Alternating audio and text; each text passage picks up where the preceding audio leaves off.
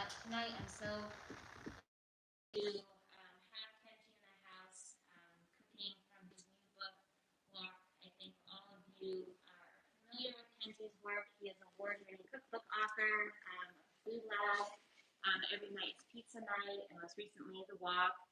And when I tapped him and asked him if he'd be interested in teaching, he not only was happy to, but he pitched the idea of having it be a fundraiser. So we're really excited for this event. Kenji's going to start off by talking a little bit about the book, basics of wok cooking. Then he'll start cooking, and we'll save the last half hour for class for a book signing as well. So without further ado. All right. Hey everyone. I think because this is all a raffle, right? Everybody raffled, yeah. So nobody knows anybody here, right? You didn't all come together. Okay. All right. Well, I hope everyone. I hope you like your neighbors because you're stuck there for a little while. Yeah, we're gonna be cooking 3 dishes out of the book. The book came out last March, I think March. And for those of you who have bought it, thank you. And for those of you who haven't bought it, thank you anyway for supporting the raffle and coming here. Yeah, the raffle is for Welcome to Chinatown, which is an organization I learned about through Grace Young, who's been a big advocate of Chinatowns across the country, but particularly Chinatown in New York, and of course our own international district needs assistance as well. But for this particular event, we were raising money for Welcome to Chinatown, which has been helping struggling businesses, particularly businesses that have been struggling since the pandemic. Asian American businesses have been hit quite a bit harder than even other restaurants and other food businesses, and so this organization has been advocating and helps raising funds for businesses in New York's Chinatown that need help. And if you are in the market for a walk, I don't know how many of you already have the book or already have walks, but if you are in the market for a walk, there's a couple of places I would recommend getting them from. One is from KK Discount in New York's Chinatown, which was right across the street from my old office at Serious Eats, actually. Although Serious Eats is not there anymore, but right across the street from the old office in Serious Eats. They had a big fire a few months ago and only recently reopened, but part of what got them through their reopening was people ordering woks and other tools and stuff from them. So KK Discount, or the other shop I recommend generally is the Wok Shop in San Francisco, which is a very long running business that does really good quality woks that you'll are inexpensive and will last you a lifetime. Well, maybe not quite a lifetime, but a long time at least. I used to say a lifetime, but when I started writing this book, all the recipes I was testing on it, I was cooking them in the wok that I bought myself in college, so like 1999 or 2000, around there, which I got it at a Target in Somerville, and I had that wok for about 20 years or 20, and then just right after the book came out, like in April, the rivets started leaking, so I couldn't. And the handle started twisting in a weird way, so I have to get it repaired. So your wok will maybe last you 20 years if you get it at Target. If you get it at one of these other shops, maybe it'll last longer. But I'm using this new wok now. So yeah, when you're buying a wok, a few things I recommend. So I would recommend getting a carbon steel wok. There's a lot of different materials you can get. Woks, you can get like an all-clad $200 stainless steel wok, which is a complete waste of money. Because it doesn't get seasoned, it's too heavy. You can't get wok flavor without seasoning. So if you're going to get a wok, I would recommend getting a metal that can be seasoned, and that and so your choices end up being sort of limited to carbon steel or cast iron. Cast iron is more brittle than carbon steel, so it tends to be thicker, which means that it's also heavier and much more difficult to toss with. And tossing is kind of the whole point of a wok, is to toss. So if you can't toss it, there's not really any reason to use a wok. And we'll talk a little bit more about why tossing is important in a second. So carbon steel is what I recommend. I'm using this round bottom wok right now. I bought this wok actually specifically because when I started doing book tour stuff, which I'm not doing anymore, but when I started doing book tour stuff, I wanted to test out this induction, like this concave wok induction burner, and so I bought a round bottom wok to bring on the tour with me, and so that's the reason why I'm using a round bottom wok right now.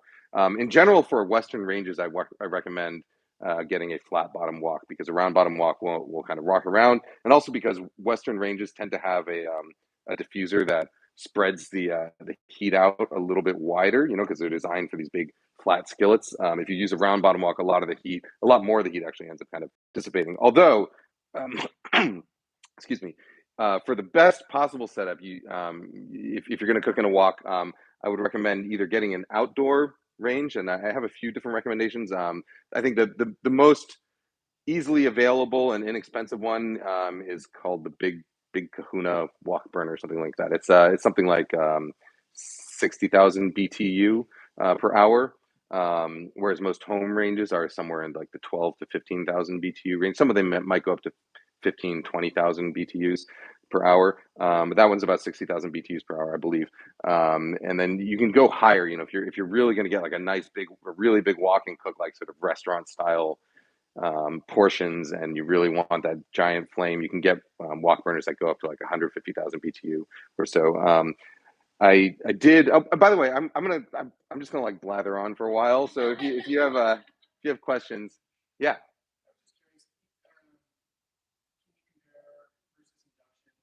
yeah. Yeah. Okay. I'm also live streaming this, so I'm going to repeat questions if people ask them. So the question was to compare induction versus gas flames. An induction cooktop or an electric cooktop. That's the other reason why I would recommend getting a flat bottom wok, because not everybody has gas, and not every situation that you're going to be cooking in you'll have gas. Um, Actually, let me get there. Let me get there in a moment. Let me.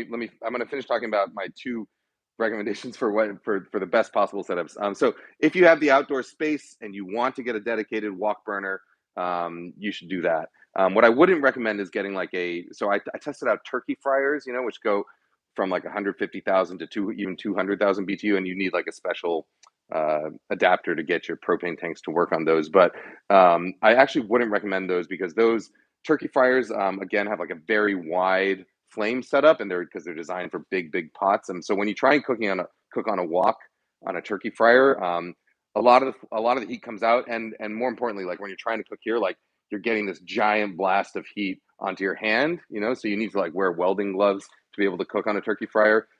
Wok ranges are generally have a much more concentrated area of heat, and the very high output ranges, like 150,000 BTU wok ranges, will actually have like a section of metal be on the back side that you lay the wok on, so that it protects your hand from the heat, so that your hand doesn't catch on fire when you're trying to cook in them. If you don't have the outdoor thing, then one of these things, these little portable camp burners, I think are actually really great for woks, because they have a much more concentrated heat source. And when you get so this is a Chef Master one. There's also a company called Iwatani. They make 15,000 BTU per hour butane tank burners like this. So this actually puts out about the same level of heat as my home stovetop does, but it puts it out in a concentrated area. So it's actually very good for round bottom woks, or even flat bottom woks. Um, these things I strongly recommend if you do want to sort of level up your wok cooking. As far as electric and induction goes, you'll have no problem cooking like the vast majority of things on it. The only time when you really need a actual physical flame is for those dishes where wok hei, that kind of smoky flavor, is an essential part of the dish. So certain like beef chow fun would be sort of the classic example of that, where most of the flavor comes from actually igniting the oil on fire and getting the flame to leap into the pan, which you cannot do with induction um, or electric ranges. And I'll talk more about that when I'm cooking the stir fried greens later on. But for the vast majority of dishes, like electric or induction is going to work fine. With wok cooking, so unlike with Western skillets and with Western cooking, you generally want a really even heat all over the surface of your pan. And in the book, I took some pictures with a thermal imaging camera that shows the way a really good quality Western skillet heats, and you see that the entire surface of the pan is sort of one even temperature, which is great for searing and it's great for sautéing.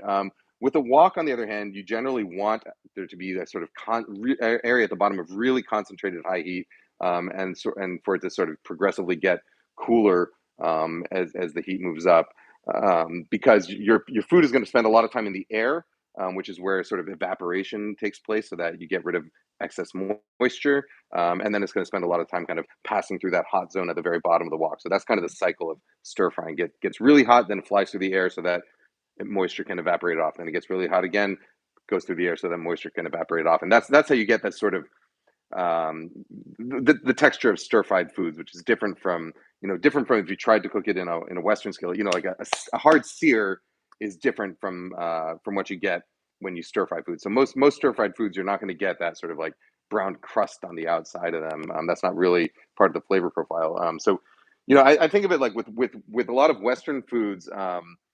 Um, you develop those sort of savory flavors through the Maillard reaction, the browning reaction. So when you're talking about like searing a steak, you're trying to get the outside of it really nice and brown.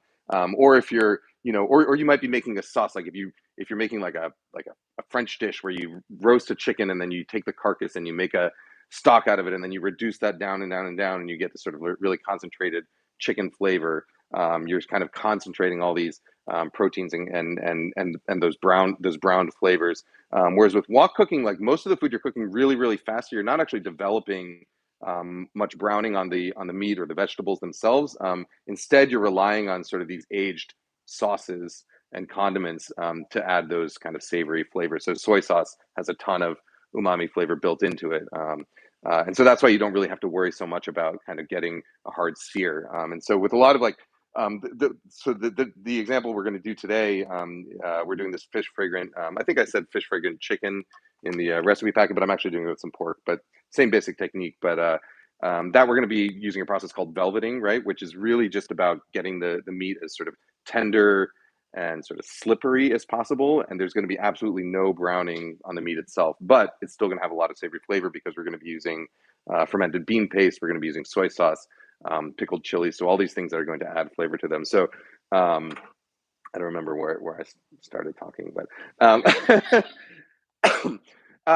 okay. So another thing a lot of people ask about cooking in a wok is about the seasoning of a wok. So you can see that this pan, I've only had it for a few months, and I've actually only used it really in live demos. So I've probably used it maybe 20, 30 times, but it has like a really nice black sort of coating on it. It looks different from the coating that you get on a cast iron skillet or a carbon steel pan, a Western style pan, because it is different.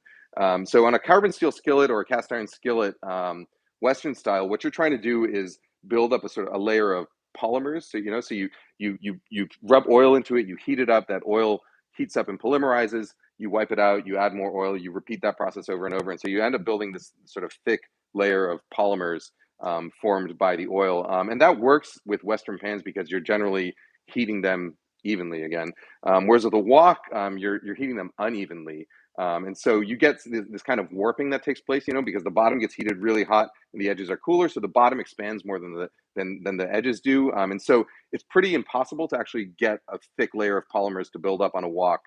Because they get stretched and they kind of flake off if you try and do it.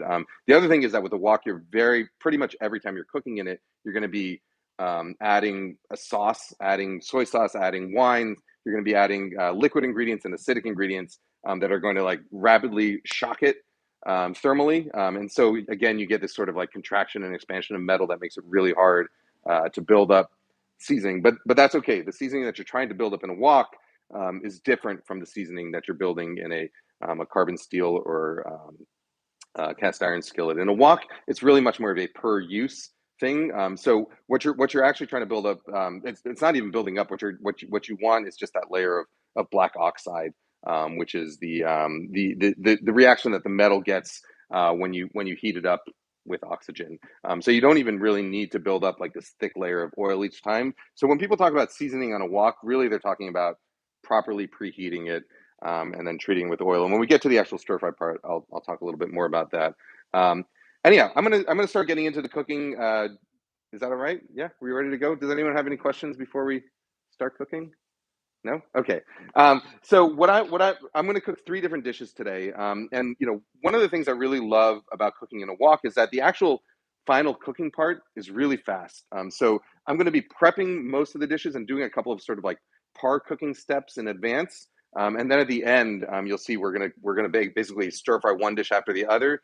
And so, the reason I started loving wok cooking is because when I was in college, or when I was afterwards, when I was working as a cook, and living with roommates, I like to throw dinner parties. And so I always found like a wok to be one of the most convenient ways to do that, because it's just this one pan, and you can very quickly make a bunch of dishes. As long as you have your prep ready ahead of time, you can very quickly make a bunch of dishes, and just have them all ready at the same time. And you don't, and all you need is basically one pan and a burner. The book, I think there's only like two recipes in there that require anything other than a wok and a burner. There's a couple. I think there's one recipe that requires an oven, and maybe something else. But for the most part, everything you can do with just one pan and one burner, which for me is really convenient. Okay, so the first part I'm going to do is I'm going to start by cutting the pork that we're going to use for our fish fragrant pork dish. I'm going to cut it, and then I'm going to marinate it.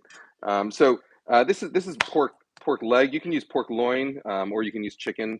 The dish is called fish fragrant, because it uses seasonings that you would were sort of traditionally used with fish, but there's actually not any fish or fish product in it at all. I'm using a Chinese style cleaver.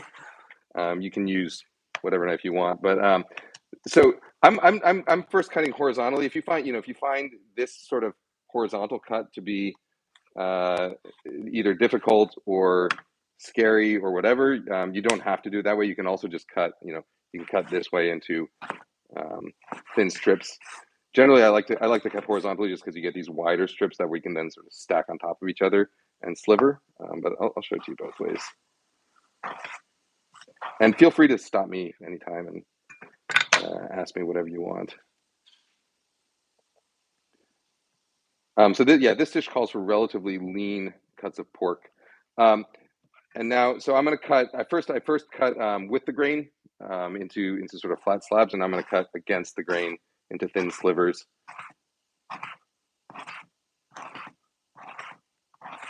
So the process we're going to do for this, it's called velveting. It's a sort of two-part process, or there's sort of two important steps to it. The first one is going to be washing the meat, and I'll show you that in a second. But there's a lot of when I talk about washing meat for stir frying, inevitably, like when I write about it, like on, I don't know, on Instagram or YouTube or whatever, people point to some article that came out a couple of years ago when there was like some big controversy about whether you should wash your chicken or not. And there was an article that came out saying how you shouldn't wash your chicken because it spreads germs to it splashes bacteria around your kitchen, and it doesn't actually accomplish any goal. That's true. You shouldn't wash your chicken if you're going to be like roasting it whole, or if you're going to be, any sort of Western style recipe. There's no reason to wash your meat. But the reason we're washing our meat for stir fries is a sort of fundamentally. It's not because the meat's dirty.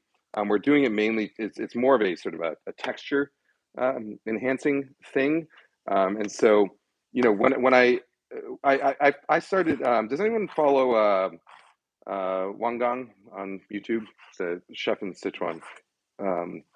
You should if you're interested in Sichuan cooking at all. But he has a great YouTube channel. It's not in English, but you can generally follow along with what he's saying, and I think a lot of his videos have subtitles anyway. But I started following him a few years ago, and I saw he was always washing his meat. And he said it's to get rid of like bad flavors, or get rid of the excess blood. But I thought, like, on a whim, I'm gonna try using his method, and so I did. And you're not gonna be able to see it because I'm gonna have to turn my back to you to go to the sink. But essentially, what I'm gonna do is I'm gonna put the meat in a bowl here, and then I'm gonna put water on it, and I'm going to wring it out as if I'm sort of like scrubbing clothes, like really, really roughly get into there. And what I found was that it actually makes like a huge, huge difference in the texture of the meat, both in terms of tenderness, and also its ability to sort of absorb marinades and stuff, because what you're actually end up doing is kind of like physically pulling apart the muscle fibrils, so that part of the job of like chewing that you would do gets kind of done by your fingers, and so not I mean it's not just about sort of making the meat cleaner. It's actually a really important step in texture. And if you've ever gone and had, say, yeah, like beef chow fun, something like that, and you've had this like super tender beef, there's two things that do that. One of them is the washing, and then the other one is the treatment with an alkaline solution. So we're going to marinate this with some baking soda and egg whites, which are also alkaline. Yeah. I find that sometimes, like if I'm defrosting, I might run it like under the water, and Mhm. like almost like washing it in that sense. Do you think it's better to do that beforehand while the chicken is whole, or like after when it's cut? When it's cut, yeah. You want to slice it for however you're going to end up cooking it. Slice it first and then wash it. The follow-up question that was, Mhm. is that a good method in your to be defrosting? Underwater, it depends how much of a hurry you're in and what you plan on doing with the chicken. Um, generally, like if you're going to be with a lot of sort of Western dishes, like if you're going to be roasting it, or you're going to be pan searing it, excess moisture can make it tougher to sort of brown it properly. Um, so if you're in a hurry, you can definitely run it underwater and defrost it that way. But if you have the time, it's better to just let it go overnight in the fridge. It's also sort of safer to do it that way. Um, the one actually, when I was a cook when I was working at Cook's Illustrated. Sorry, I'm over here just massaging meat for a second. When I was working at Cook's Illustrated, we did. They at the time they often recommended brining, so like soaking in a saltwater solution, and they've since shifted to recommending dry brining. Like right around the same time that I started recommending dry brining at Serious Eats, or like a few months later, they started recommending dry brining, which I'm sure is just coincidence, but. Um, but one thing I did test when I was there was whether you can brine and defrost at the same time, which you actually can. And so if you're going to be running your chicken underwater to defrost it anyway, um, one good way to do it is to actually just make a brine solution, like a salty water solution, in a bowl, and put the chicken in there, and let it defrost like that, because then you get the sort of effect of brining, which helps it stay juicier. All right, so now I've massaged the pork in the bowl of water. Now I've just got this kind of strainer here, and I'm really just squeezing, like really like you're wringing out your kid's bathing suit after the pool before you get back in the car.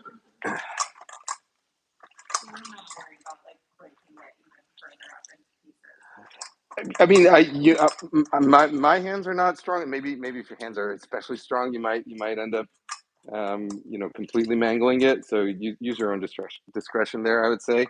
But I've never really had that issue.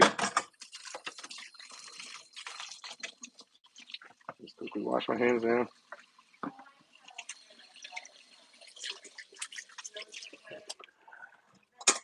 I do, yeah, I would do it for like 30 seconds to a minute of the squeezing, and then when you're actually trying to get the excess moisture out. I mean, it really is just like you're wringing clothes, like where when it feels like you're not getting any more moisture out of there, then you're done. All right, so now we're going to start adding our marinade ingredients. I am going to refer to the recipe because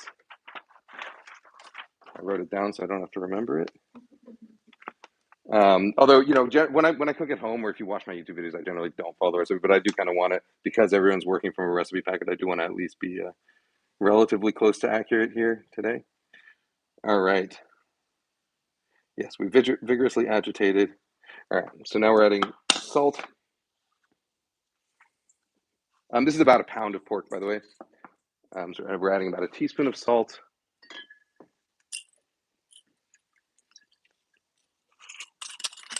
A few teaspoons of Shaoxing wine. You can also use dry sherry if you don't have that.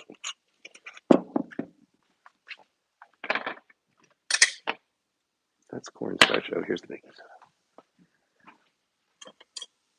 soda. add about a half teaspoon of baking soda.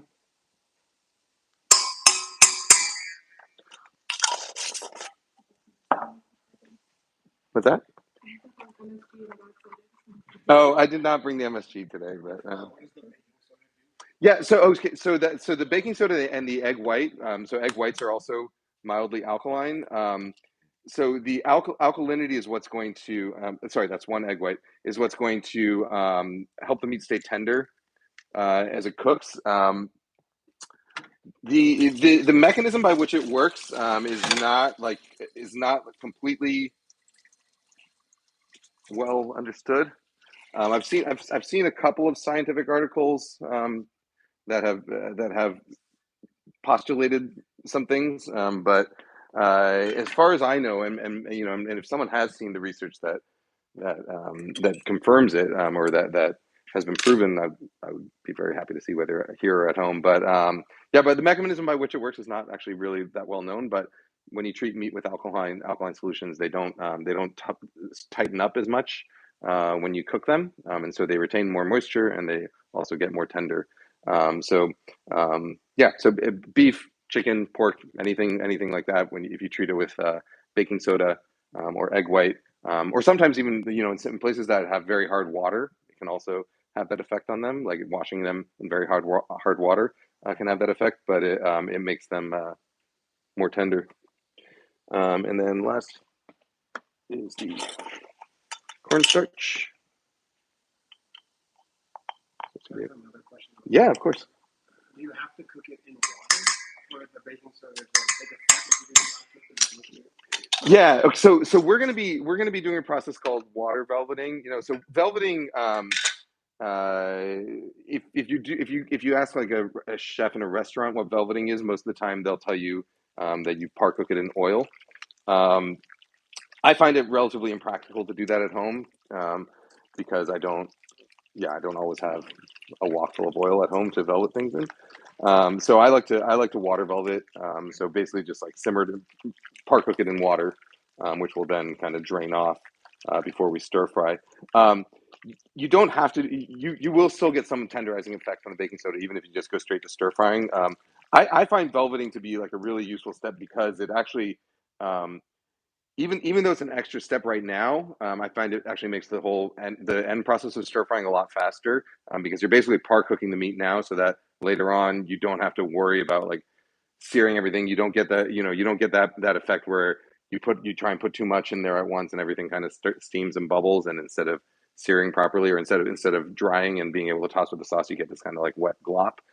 So I find the process of velveting is actually useful uh, as a step in stir frying. It makes the whole process a lot easier and a lot more streamlined.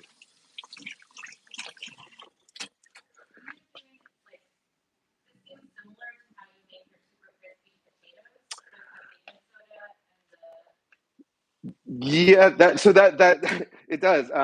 So yeah, I do have a crispy potato recipe. I'm gonna quick before this water all boils away, I'm gonna quickly blanch these. So the recipe calls for bok choy. I'm using snow pea greens because uh, they were what was at Asian Family Market yesterday, and I like them. Um, yeah, so the method you're referring to, I have a potato recipe on Serious Eats, where you essentially you parboil the potatoes in water with um, baking soda. The mechanism there is different. So the reason you do that there, so the the carbohydrate pectin, the carbohydrate that kind of holds together vegetable cells, um, that breaks down more easily in alkaline environments. So this one is, I do know the answer for sure. That breaks down more easily in more alkaline environments. And so the reason I parboil the potatoes in a baking soda solution there is that it causes the outsides of the potatoes to kind of break down a little bit more, so that when after you've parboiled them, you toss them all together, um, and and you end up making this kind of slurry, this starchy potato slurry that coats the outside of the potatoes. So it's a very the method itself is like pretty typical like British way to roast potatoes. You boil them and then you bake them. The baking soda just sort of enhances that effect and makes them gives you a little bit more texture on the outside. All right. So yeah, so what I meant, as I mentioned before, what I'm going to do is I'm going to basically prep all of my ingredients up to the point where they're sort of ready to go, and I'm even going to go as far as to put them into sort of individual bowls, so that when we start stir frying, I can just dump them in. And that's one of the things. Like the recipes in the book, pretty much all of them will tell you like what bowls you should have ready by your station before you start actually cooking, so that you don't really have to scramble around and you have just everything sort of ready to go. All right, so for the chicken, bowl number one, we're going to do carrots, chilies, and bamboo shoots.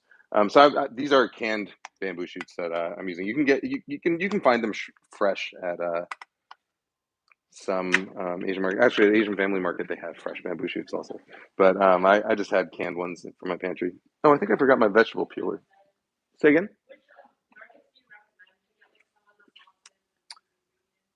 Locally, Asian Family Market is where I go. Yeah, it's on. Yeah, it's on Aurora. Larry, do you have a vegetable peeler here? Um, for some of the other things, so so like Dobanjang, they have that there. But if you don't, and if you're not in Seattle or you're watching online right now, that works. Um, uh, Mala Market. So I mean, the dish of this dish is a Szechuan dish, and so Mala Market is like sort of the best, I think, online shop for Szechuan ingredients. So the doubanjiang, the chili bean paste, things like Szechuan peppercorns, or sort of the special dried chilies and stuff. If you can't find them locally, that's where I would recommend getting them. But locally, yeah, I go to Asian Family Market a lot. Okay, so we're gonna cut a carrot. So I don't know how well you can see. Oh yeah, that's right. Yeah, I haven't been to that one, but I'm assuming it's pretty much the same. So yeah, when we're prepping vegetables, cut off one side so that it lays flat. We're gonna cut into planks first. I'm gonna do little stacks of planks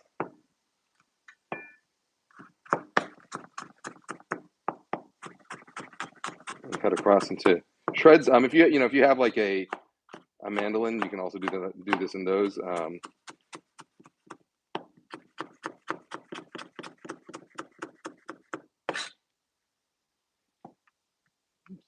Stuck together. Okay, that's about the right amount of carrot. So this dish, yeah, yushang is the flavor profile. So fish fragrant. It's you might have had it. It's very popular with eggplant as well. Like if you go to a Szechuan restaurant and order eggplant, it'll either be called yushang eggplant or fish fragrant eggplant or sometimes it'll be called like sweet and hot eggplant, something like that. It's very popular with eggplant, and that recipe is also in the book. I had this dish made with chicken when carrots changes. All right. My wife and I were in Sichuan, and we I don't know how many of you folks have been to. Have any of you been to Sichuan province? It's very mountainous, and there's a famous mountain there, Umeshan, that has a shrine at the top of it. And we were staying at a small town, sort of at the base of it. And we were sort of backpacking throughout China at the time, and so we had each one of us had like a full pack on our back and a full pack on our front, like 60 kilograms, and so we were like, oh yeah, let's like, we heard you can get a ride to the top of the mountain and then just hike down it, but we hadn't actually done enough research, and we didn't realize that like the hike down it was like a 2 day trip where you had to kind of stay on the side of the mountain overnight, and yeah, it was like I mean, it was like a 40-kilometer hike down, like kind of up and down a mountain that we very foolishly like went with our full pack loadout, and then we got to the base of where the guidebook said we were supposed to go at the end of the hike, and we got to this town, um, and there was a bus depot there, but the bus depot was closed, and so we started walking around. There weren't that many people there, and we saw a group of people, and we asked them what's going on, and we managed to figure out that the bus depot was closed because there was a protest going on, and they were protesting the number of tourists who were stopping in that town, and so like we asked them, well, how do we get back to this town? They just like pointed down the side of the mountain. So it turns out we had like another 15 kilometers to walk, to get where we were going. I'm going to change out this gas can because I think it's starting to get a little bit weak. So we ended up walking down that path, and somehow wound up on the side of a highway, um, and we saw a police car there on the side of the highway, and there was two cops in it who were just kind of pulled over, and we asked them, through our translation book, tried to figure out how to ask them for a ride, and we managed to like tell them like where we were trying to go, and they just like pointed down the highway, and so oh yeah, there you go. And so, yeah, we ended up walking down the side of this highway, and if you've ever driven in parts of China, like there's some crazy drivers, and so it was this thin mountain road, one lane going each direction, and we were like kind of trying to walk on the shoulder, and then we saw like two cars coming towards us. One of them was trying to overtake the other one, and then there was a third car behind them that was overtaking the car that was overtaking. So it was three cars going down like a down a one lane highway, and so we ended up like kind of jumping onto the side, of the shoulder onto the guardrail, and finally we were trying to hitchhike our way back to the town, um, and the sign to hitchhike in China is this, but we didn't know that, and so we were doing this, and so we got all these drivers going by us like, yeah, thumbs up. And so we eventually did get a ride back to town, and we were extremely exhausted, and then there was a restaurant that had fish fragrant pork, and it was really delicious. Best fish fragrant pork I'd ever had. What am I doing now? Okay, right. So we got our chilies. I'm using an Anaheim chili. You can use sort of whatever fresh chili you want to use, even a bell pepper if you don't want any kind of heat. But I'm using an Anaheim because that's what I had. Garlic, ginger, and scallions. So we're gonna chop up a couple of, say, 3 cloves of garlic here.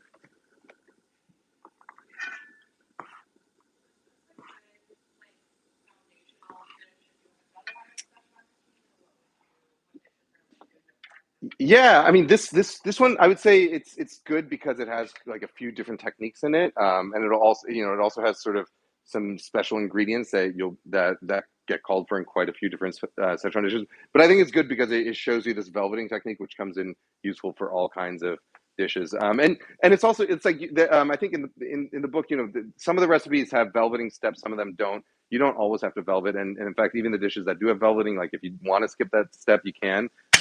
But as I mentioned, I think it actually, even though it's an extra step, I think it actually ends up streamlining the overall process.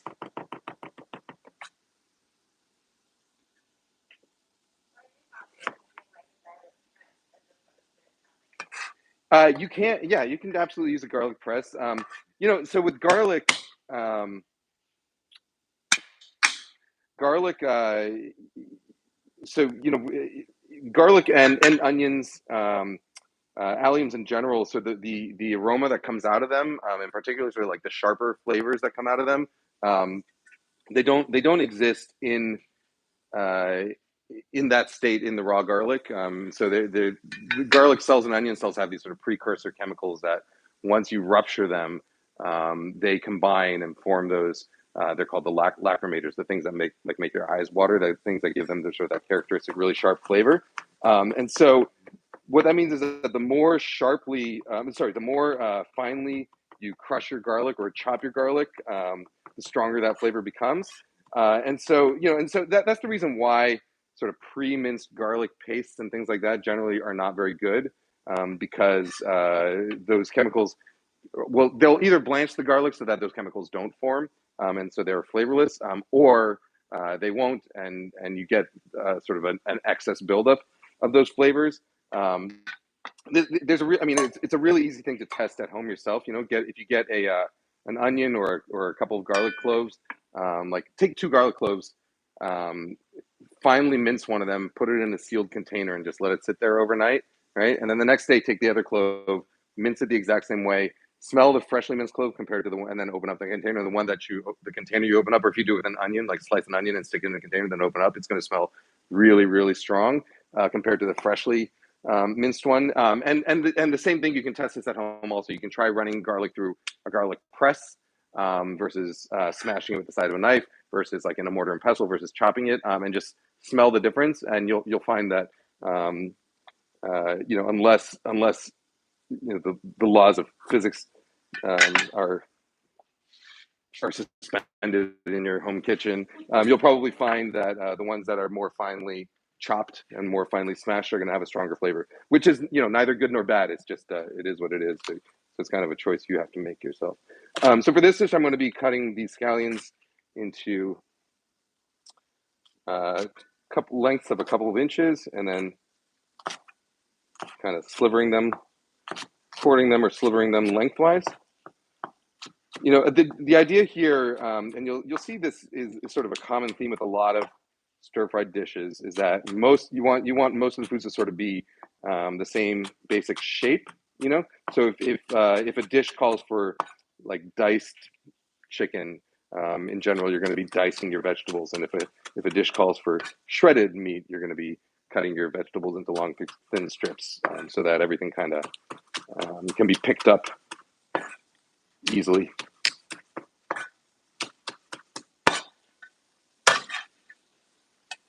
Oops. All right, so garlic, ginger, scallions. All right, so at this stage, I'm going to just, this pork has been marinating for, I don't know what, 15 minutes, 20 minutes. So I'm gonna now let this go through its velveting process. So I'm just going to put it into the boiling water. Once it goes in, I'm just going to break it up with the chopsticks.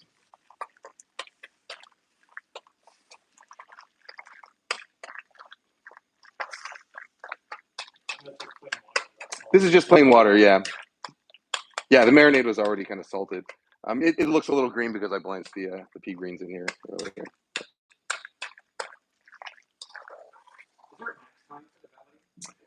Yeah, you don't want to overcook the pork, so you'll see. I mean, I'll probably leave it in here for about 30 seconds or so. You can marinate. I mean, you can marinate up to you can do it like overnight. But yeah, you generally like around half an hour, 15 minutes, half an hour is fine.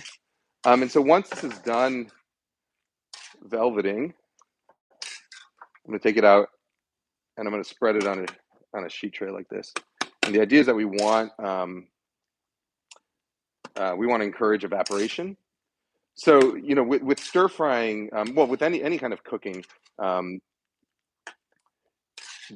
amount of energy that it takes so everyone like remembers like what like the latent heat of fusion and latent heat of evaporation stuff are. It's the amount of energy that it takes to change something from one phase to another. So in this case, to change water from a liquid phase into a gaseous phase so that it leaves the pan, right? So changing water into steam. The amount of energy that it takes to do that is much, much greater than the amount of energy it takes to heat up water. So water, if you start out with water at 0 degrees, I'm talking Celsius, with water at 0 degrees Celsius, a gram of water at 0 degrees Celsius, to raise it to 100 degrees Celsius, it takes 100 calories, and then it takes 5 times more than that. It takes about 500 calories to then evaporate that same gram of water. So when you're stir frying, what you're trying to do is you're really trying to encourage that evaporation as much as possible. So that's sort of the idea behind getting it up in the air, so that you're encouraging convection. You're giving steam as much of a opportunity to escape as possible, so it doesn't just sort of condense back down in the pan and start um, stewing. And so again, when I'm spreading the meat out here, the idea is I want most of the excess water to I want to encourage evaporation. So instead of just leaving it in a pile so that it all kind of condenses back, I want to encourage it to evaporate here. It's the same reason why when you're if you're like searing a steak, getting the surface moisture off of it before you start to sear it is really important, because that surface moisture will just like suck up a lot of the energy from the pan. Um, so like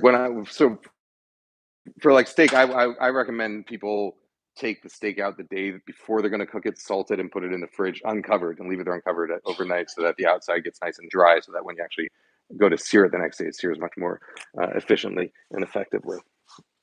All right. So we've got our ginger garlic scallions, we've got our carrots, chilies, and bamboo shoots. All right, so now we have this broad bean chili paste. So this is dobanjang. This is like the sort of essential Sichuan flavor. It's made from fermented broad beans and chilies, salted. It comes in various quality levels, and so in the same way that like you can buy very good olive oil and not so good olive oil, you can buy sort of different quality levels of this. Chinese products um, have their own certification. So if you what I recommend looking for is, when you're at the market, look for something that says China time honored brand. It's the equivalent of like a DOP olive oil, or San Marzano tomato or something like that. It's a certification that says that it was prepared according to traditional methods in whatever list of standards this particular product has. This is made in Pixiang, which is a city in Sichuan. Um, if you can't find the actual certified versions of this, you can buy like Li Kum Ki makes a broad bean chili paste that they call dobanjang. It will taste different, but you're still going to end up with a good tasting dish. It'll just be sort of not quite right. No, so yeah, no, I transferred it. Yeah, I transferred it to this. So when you go to the market, it generally comes either in pouches, that are about this big, and that have like about, I think, like 12 ounces per pound of it, or you'll find it in sort of bigger paper wrapped things with twine around them. It'll look like a little sack of flour with twine wrapped around it. Usually the packages are red and white and gold. Um, or if you're really into this, you can find it in like big tubs. Yeah, China time honored. So various products will have, well, so like dobanjang will have that. You'll be able to find China time honored certain types of vinegars, certain types of soy sauces, things like that. But yeah, so with the dobanjang in particular, I recommend really looking for um, that label. All right, now we're gonna mix together our sauce ingredients. So these are just pickled chilies. You can buy pickled chilies. These are chilies I made at home. These are pickled Fresno chilies. Um, and there's a recipe in the book for how you can pickle them yourself. But if you don't want to buy a whole jar of pickled chilies, you can also use some like a pickled chili sauce. So like something like a um, Haifeng food that makes the sriracha. They also make like a little sambal olek, which is like essentially just chopped up pickled chilies. So you can use that instead of this. But I'm using the homemade ones because I have them.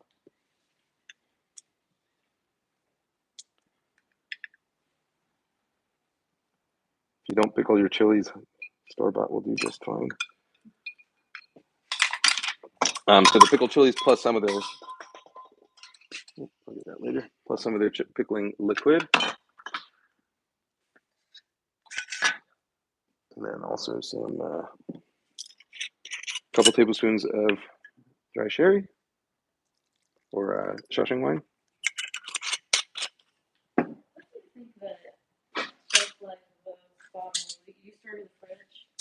I don't because I go through them pretty fast. But you know, so the problem with like a European wine, if you open it up, the problem with keep storing it is oxidation. Shushing wine and like dry sherries are oxidized already, so you're not going to really run into that problem as much. So their shelf life is going to be a lot longer than a you know like a bottle of Pinot Grigio is going to be. And Um, storing them in the fridge is necessary? no, so I don't store them in the fridge. I because I use them frequently enough. Maybe if you're going to keep it, you know, for more than I don't know 3 months, maybe put it in the fridge. No, I don't store that. I don't store them in the fridge. The one thing that I store in the fridge that might surprise people is like my fancier soy sauces. I store in the fridge because the ones that I don't like the ones I use for cooking I don't because I use them fast enough. But the ones that I use for like dipping sashimi or something in, I store that in the fridge because the flavor does change um, over time. So about a tablespoon of sugar, a couple teaspoons of light soy sauce here. So for soy sauces, I'm using Chinese soy sauces today. So there's light soy sauce and dark soy sauce. Light soy sauce generally has a sort of stronger flavor, saltier, whereas dark soy sauce is going to be darker in color, a little bit sweeter, and is more sort of used for color than flavor. Um, if you don't want to buy 2 bottles of Chinese soy sauce, most recipes that I have that are in the book, you can substitute Japanese style shoyu, so like a bottle of Kikkoman, whatever, for all of the soy sauce in those, because it's sort of in between light and dark. It'll work in either one's place generally in a pinch. Japanese soy sauces they also come in light and dark varieties, but Japanese dark soy sauce, which is like what you think of when you think of soy sauce, is more similar. Japanese dark soy sauce is more similar to Chinese light soy sauce, whereas Japanese light soy sauce is even lighter than either of these and stronger in flavor, saltier and stronger in flavor, and has sort of very specific uses. So if you don't want to store 2 different bottles of soy sauce, just 1 bottle of shoyu will do. And then the other essential flavor here is the vinegar. So you see, it has this sort of savory, sweet, and sour flavor from the pickled chilies and from the vinegar. So this is Zhenjiang vinegar. You can use Chinkang vinegar also, Chinkiang vinegar. There's several types of Chinese dark vinegars, and most of them will work fine in this recipe. Although most commonly you're going to find Chinkang vinegar. If you can't find that, you can actually use like a supermarket balsamic vinegar. Is going to have a very similar flavor to it. Um, not like the fancy balsamic vinegar. The supermarket stuff is fine. Um, and then finally, a little cornstarch slurry. I'm going to make like a sort of largish batch of cornstarch slurry because we're going to use it for this dish and also for our greens. I'll make one batch just to use for everything here.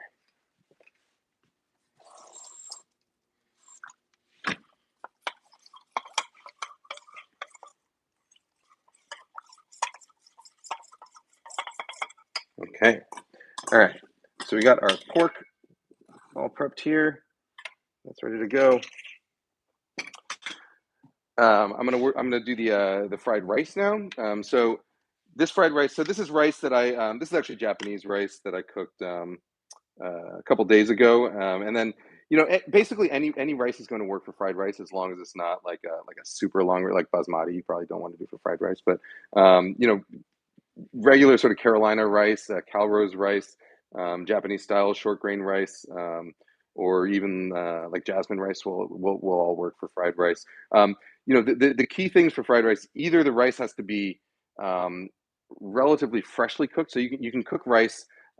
Take it out. The important part is that it's dry, right? So you can cook your rice, take it out immediately, sort of spread it on a tray, and kind of leave a desk fan blowing over it for half an hour, and then you can make fried rice with it immediately. Or you can do what I did here, which is whatever leftover rice you have from a meal, just spread it on a tray, stick it in your fridge, and just leave it there until you're ready to cook. So I think this was 2 days ago, and it's just been kind of hanging out in the fridge. And if you do find that even after that time, like your rice is so you can see like how the rice is has staled, and so and it's dried a little bit, so everything is Nothing's really sticking together. If you do find that there's still sort of clumps of rice, you can break them up with your finger, and if you find that it's still really really sticky, um, you can sprinkle over a little cornstarch in there and kind of toss that with your finger, and that'll help keep the grains separate until you're ready to fry them. Yeah, when you make your rice. When I'm cooking the rice the first time from dry, no. I don't add just water. Yeah. Yeah, I don't even add salt. Um, yeah, I mean, I grew up in a Japanese household, and so we had rice at almost every meal.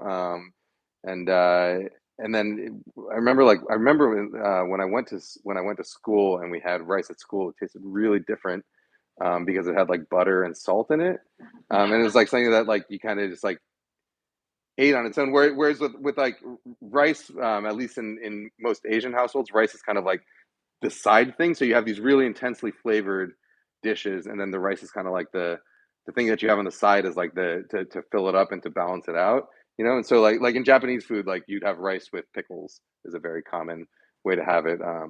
And so yeah, when I cook rice, I don't at least when I'm cooking it for Japanese food or Chinese food, I don't add anything other than just water.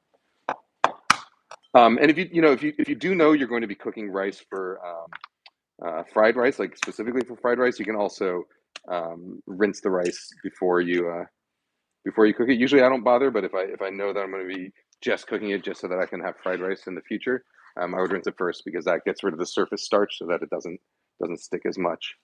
All right, so I got a couple eggs. What do I do with those chopsticks?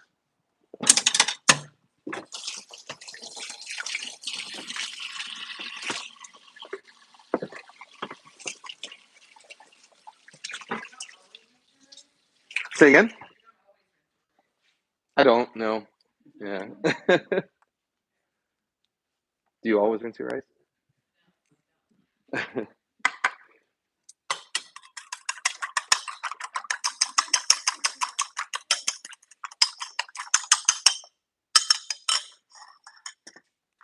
So yeah, this is a bacon and egg fried rice. I'm using Chinese bacon, but you can use, I've done this with regular bacon.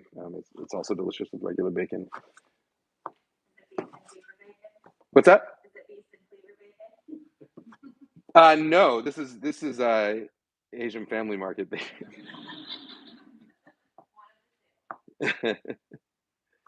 Actually, I don't think I've ever had beef and cleaver bacon. No, I do. Yeah, I've never gotten bacon from there though. Do they like smoke it themselves there? No. Oh, okay. Yeah, beef and cleaver is great. They're expensive, but they're good. Yeah, they know what they're doing. At least.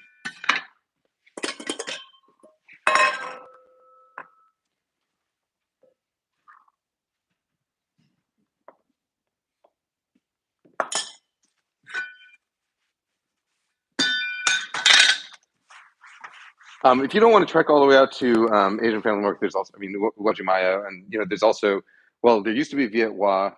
They closed, I think, like 2 months ago or something. Did they? I think it was like 2 months ago, but there are a number of other Asian supermarkets in the international district that will have pretty much whatever you're looking for here.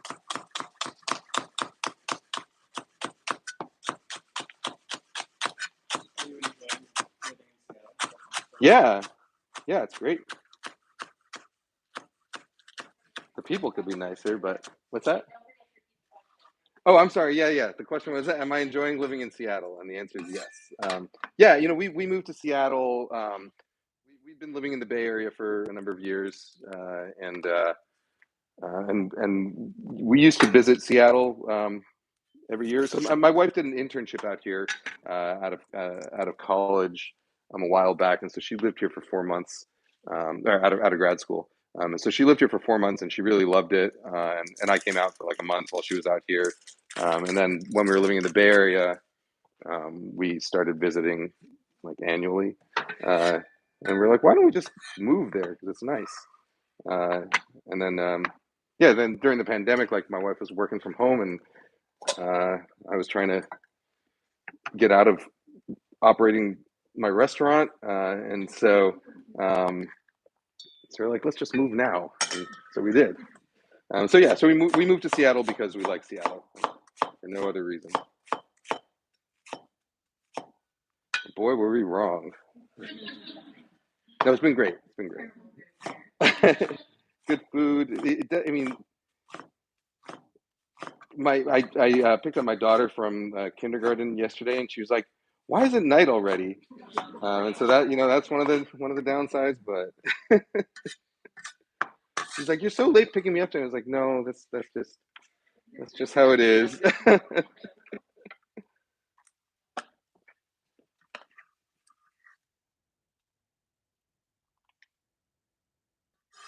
All right, I think we're almost ready to cook. What time are we at? 7. Oh, okay, good.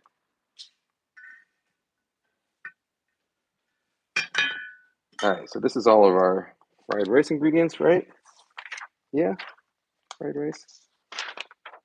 Yep, bacon, eggs, onion, scallion. Sure. Okay, and then the last thing, we got our cornstarch slurry ready. We got our greens blanched. We just need to mince some garlic and ginger, and then we're ready to go. Is this going too fast? Do I need to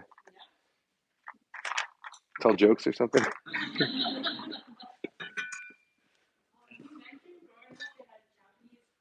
Uh-huh. So what drew me to Chinese cuisine? So yeah, so I grew up. My mom is. Yeah, the question is, I mentioned growing up in a Japanese household and what drew me to Chinese cuisine. Yeah, so my mom came to the U.S. As a teenager, and then her parents came to the U.S. a little bit after that. And so when I was growing up, I grew up in New York. We lived in 10J, and my grandparents lived in 9J. And my grandmother didn't speak any English, so we grew up like mainly speaking Japanese at home. But my dad is from Western Pennsylvania. Actually, you know what? Just yesterday, my cousin Beth Ann from Tennessee like sent us like a she'd been putting together this whole family tree thing. But anyhow, we found out um, I found out who like my great grandparents and my great great grandparents were. But anyhow, they're all German immigrants in Western Pennsylvania. And so my dad was a very white guy from Western Pennsylvania at that. Then he sort of fell in love with Chinese food when he was living in Boston and New York, which both have very big Chinatowns. Another reason why Chinatowns are important to me. But he fell in love with Chinese food living in Boston and New York. And so when I was growing up, we spent basically anytime my dad cooked, it was always Chinese food. And anytime we went out for dinner, it was either with my dad, at least it was either pizza or Chinese food.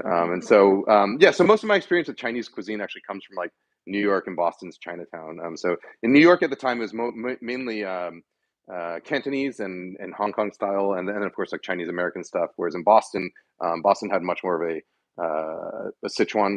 um, Sichuan population. Although these days there's much more beyond Cantonese and Sichuan and that you'll find in both cities as well as here, of course. But I grew up eating a lot of Cantonese and Sichuan food with my dad.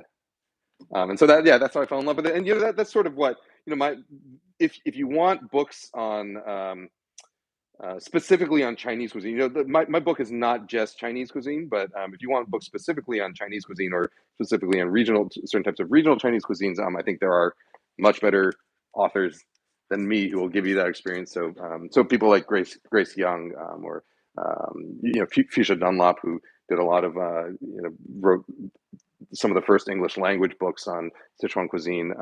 Whereas my book, I think it comes much more from a Asian American point of view. So I talk a lot about I do talk a bit about sort of the history of certain dishes in China and certain Chinese regional cuisines, but I also try and talk a lot about how those dishes made their way to the U.S. and how they spread across the U.S. and what changed. So dishes that are completely American, like Springfield style cashew chicken, which is sort of a mix between Southern fried chicken with cashews and oyster sauce, or something like shrimp and lobster sauce, which you'll find in New England, which was completely made up in the U.S. Or even things like General Tso's chicken, stuff like that. I try and treat it all just from my own personal perspective, and try and without judgment on what or on how important authenticity is, because I'm not qualified to, to talk about those things. Anyhow, all right. So I got my garlic and ginger. Again, if you didn't see it last time, I find one of the advantages of having like a heavy Chinese cleaver like this. This one, by the way, it's from Shibazi, Shibazi.com. I think you can get it from the Bald Rich Guys company also. Like 40 or 50 bucks, and it's like all you need. I say, even though I have like a collection of like 5,000 knives at home, but it's really great for things like garlic and ginger, because you can the weight of the knife, you can basically just smash things and it does the work for you. So you can do that with the garlic, or you can do that with the ginger. Today? Yeah, but I rinsed it off and washed it. And also everything's going to get cooked. So I cut off the kind of tougher parts of the peel. It really, you can kind of use your own judgment on that. Um, very young ginger, you typically don't need to peel it. Older, tougher ginger, you can peel it. I find it's actually often easier just to give it a little smash, and then the little chunks of peel will just come off like that. And it's also basically ends up, so again, like it basically chops itself. I don't know how well you can see it, but it breaks apart really easily, and then you just need to kind of give it a little rough once over.